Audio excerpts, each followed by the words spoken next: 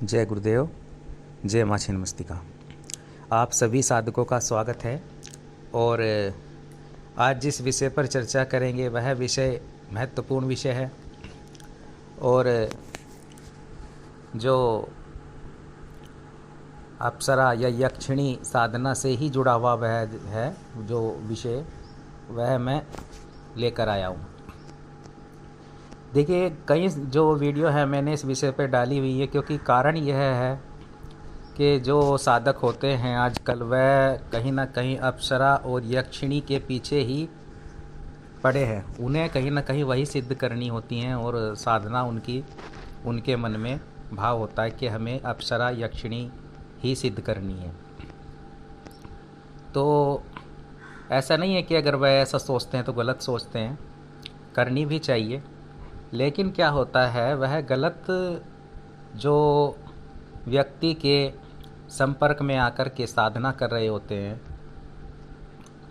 क्योंकि जो YouTube पर कई मैंने देखा है व्यक्ति बैठे हैं, वह साधना तो देते हैं, जैसे कई अप्सराओं की साधनाएं दे देते हैं और करवाते भी हैं साधकों को, परंतु उन्हें स्वयं ही जो है उनसे जो वह अप्सरा होती है या यक्षिणी जुड़ी नहीं होती है।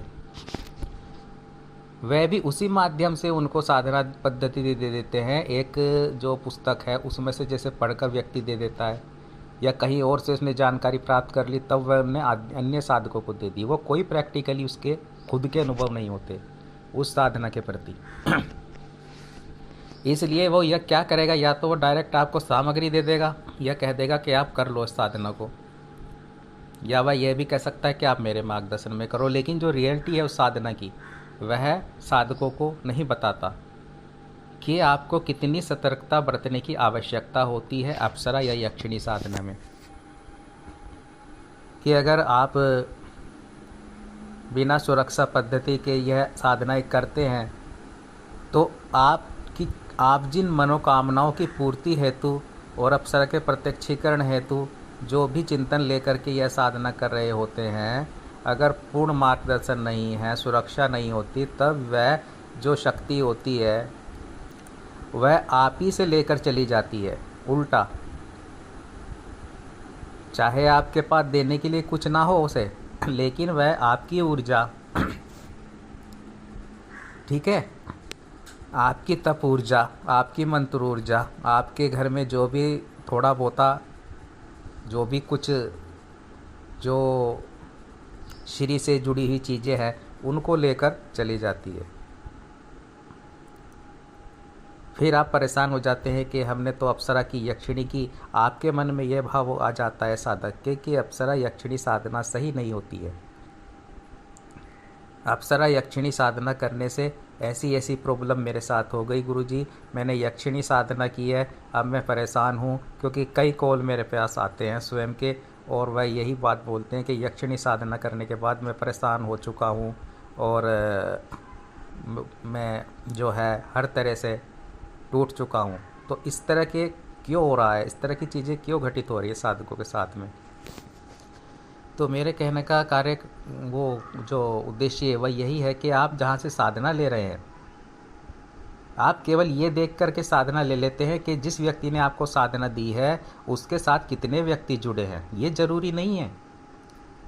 ये ज़रूरी नहीं है कि उसका व्यक्ति का दरबार हो, कि दरबार है तो वहाँ पर आपको सही जानकारी मिलेगी, दरबार है तो वहाँ पर देवी देवता उसने व्यक्ति ने सिद्ध किए हुए हैं। ऐसा कुछ नहीं होता है। वो सब आपको दिखाने की चीज़ें होती हैं कि आप आकर्षित हों, आप खिंचे उनकी ओर, चाहे उनके पास कुछ है नहीं। तो ये चीज़ें साधक को समझनी होंगी। जिसके पास 2 या 3 शिष्य ही हैं, जिसके पास 4 शिष्य ही हैं, और जिसके पास दरबार नहीं है, जिसके पास इतने लोग जुड़े नहीं हैं, हो सकता है कि उसके पास हो और उसी के पास आपको चीज़ मिल सकती है। ये हमेशा ध्यान रखना, जहाँ भीड़ होगी वहाँ चीज़ें नहीं मिलेगी।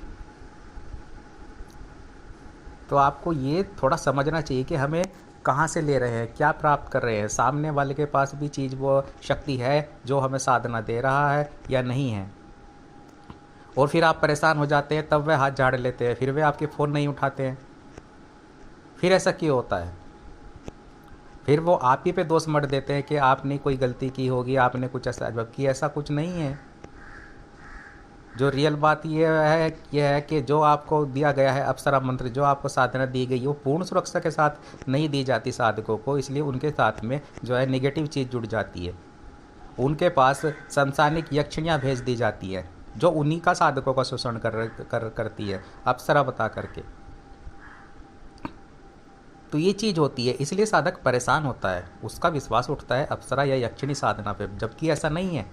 आप अगर अप्सरा यक्षिणी साधना सही मार्गदर्शन में करते हैं, सही साधना सामग्री से करते हैं, जो उनकी भोग प्रक्रिया है उसके द्वारा करते हैं, तब आपको पूर्णता प्राप्त होगी ही अप्सरा साधना में। चाहे अप्सरा आपको प्रत्यक्ष ना हो, लेकिन अगर आपने अप्सरा साधना की है तो भौतिक जीवन से जुड़ी हुई, श्री विद्या से जुड़ी हुई आपकी समस्त जो इच्छाएँ होती हैं वह पूर्ण होती हैं, धीरे धीरे सभी लाभ मिलते हैं। ऐसा नहीं होता है जो हाल साधकों के मैं देख रहा हूँ आजकल हो रहे हैं अप्सरा और यक्षिणी साधना करके, जो यूट्यूब पर देख करके इधर उधर से साधनाएं कर लेते हैं और दरबारों के चक्करों में फंसे कर।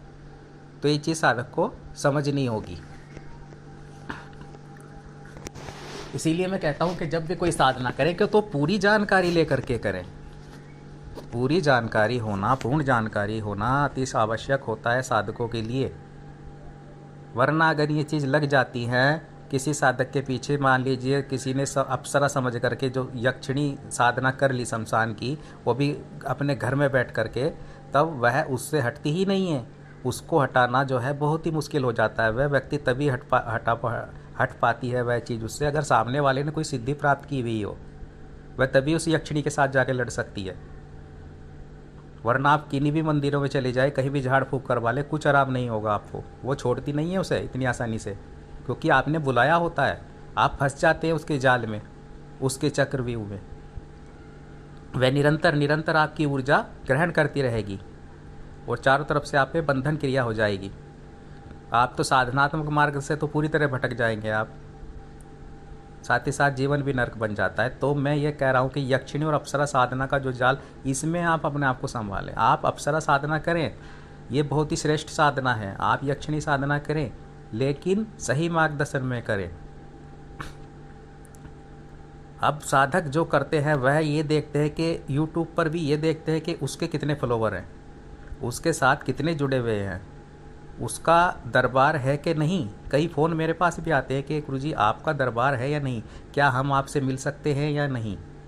अब मैंने कहा कि भाई अगर आपको विश्वास नहीं है, मेरा दरबार नहीं है अभी, लेकिन अगर आपका विश्वास नहीं है कि मैं आपको सही साधना करवा सकता हूँ, लेकिन आप उन दरबारों में बैठ कर के साधना कर लें। जो दरबारों में बैठ कर के साधना कर रहे हैं उनसे ले लें दीक्षा। और उन्हीं से परेशान हुए हुए व्यक्ति भी मेरे पास संपर्क करते हैं, जिन्होंने उनके संरक्षण में रहते हुए ही अप्सरा यक्षिणी साधना की है।